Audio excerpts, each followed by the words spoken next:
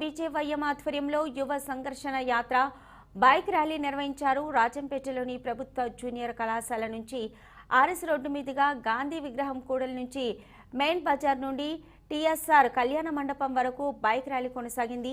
ఈ కార్యక్రమంలో Rajampet assembly incharge రాష్ట్ర కార్యవర్గ సభ్యుడు పోతుగుంట రమేష్ నాయుడు, కిసాన్ మోర్చా జాతీయ ఉపాధ్యక్షుడు ఎస్ సురేష్ రెడ్డి పాల్గొన్నారు.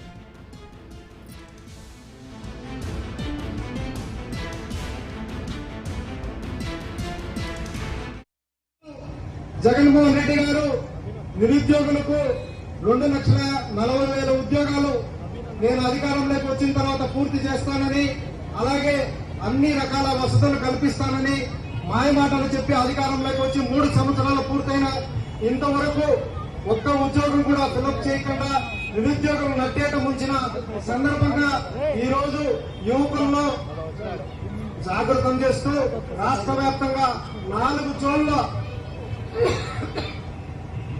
ఆధ్వర్యంలో రాయలసీమ జోన్ తరపున